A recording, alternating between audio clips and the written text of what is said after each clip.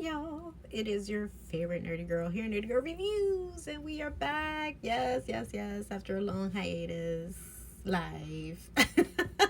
I will try to come back with my reviews more often. I was getting a little bit of comments about where's the review. Yes, I went to see it. Thanks to the Hispanic Federation, I was able to get a ticket for myself and a guest, and we were able to enjoy ourselves with popcorn and whatnot.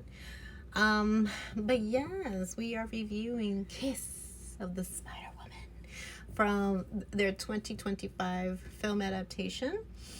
I believe this particular story started off as a novel. It was a 1976 novel by Manuel Puig, and then it was adapted into a film in 1985 with Raul Julia.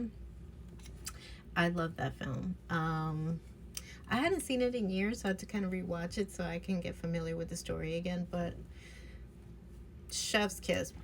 Oh my gosh, Raul Julia, what a gem he truly was, and he's in heaven now. So, but if you don't know who I'm talking about, Google his whole film work. He's just amazing, amazing. He set the bar for us.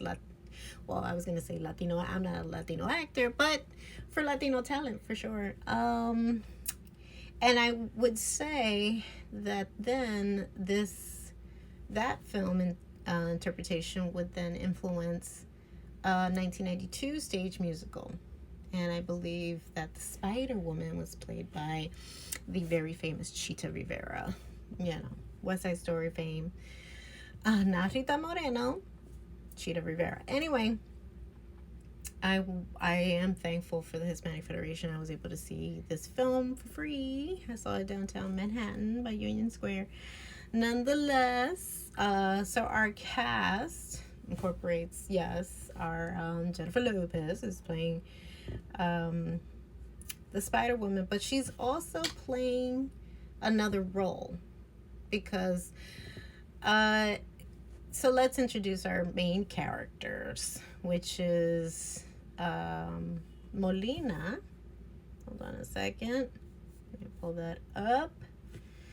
Tunateo, that's the actor who plays Luis Molina, who is been arrested for public indecency and is now thrown in the cell with Valentin Arregu, who is played by Diego Luna, and Valentin Arregu, who's played by Diego Luna.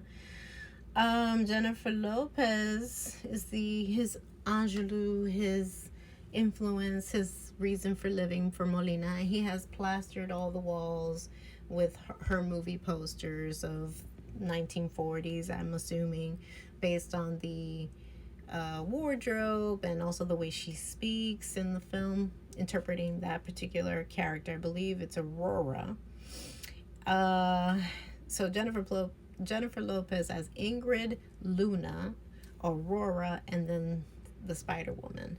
Nonetheless, so I think that the real actress may have been, or in this film adaptation, not Jennifer Lopez, she's Ingrid, playing Aurora, and then also playing the Spider Woman. I know, a bit confusing, but nonetheless, it does follow the same film pattern as the 1985 version. They're in the middle of political unrest. I believe it's called the Dirty War. And in this prison cell, Valentin's character is being tortured to get more information out of him. And they have the, I don't know if he's the commissioner. Who is he? Hold on a sec. Yes, the warden. The warden, who played brilliant by Bruno Bashir. And if you're not familiar with his film work too, Google him. He somehow convinces Molina that if he warms up to Valentin, just gets him to open up to him, that he will give him more information about these protesters or revolutionary people, and it'll go way worse for Diego's character of Valentin. what was not expected, and also in the 1985 version, is that they would get along. Just talking about this film, also because, I mean, how much torture and silent moments can you experience in such a horrible, violent setting like this? Plus, they're poisoning him too, just to make him talk. So, their escapism is this movie that Molina recounts, even down to certain characters, wardrobe, technicolor, makeup.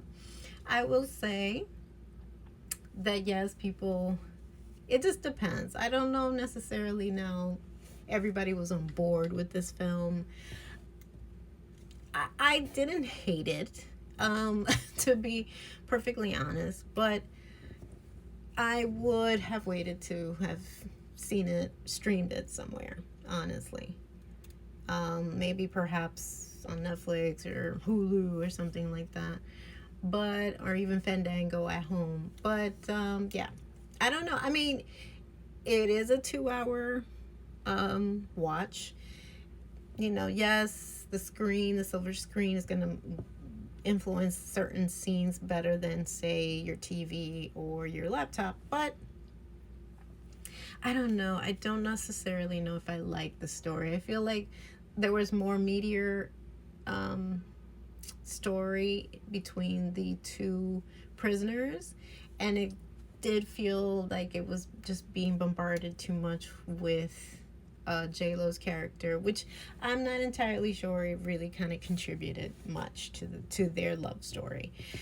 The differences between 1985 and the 2025 version is that it's hinted that in a moment of loneliness and not knowing what the future holds for these prisoners, it's hinted that they may have been together physically. This version really does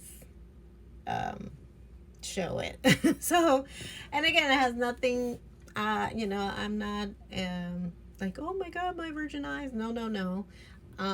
If it's a great story, that's neither here nor there. If it contributes to the story, and I think it did. I think it did it's what it was meant to do in that moment. They were, perhaps really into each other, and they expressed their frustration and attraction for each other. And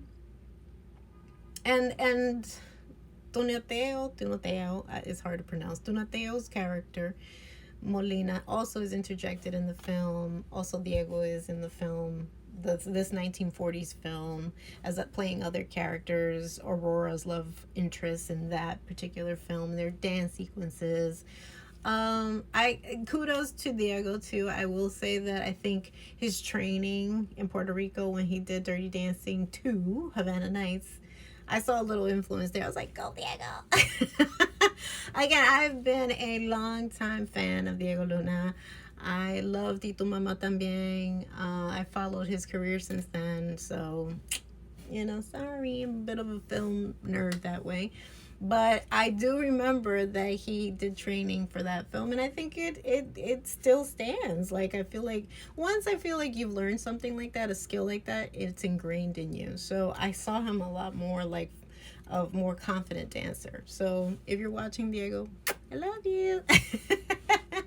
Anyway, but I will say it is sadly it's a bit lackluster. But when she does the Spider Woman, she's mesmerizing. I really feel like they could have stretched out a little bit more of the Spider Woman. The original movie wasn't a musical. There was just instances of Sonia Braga, and she's all kind of dressed up, funny, and whatever, and that's it.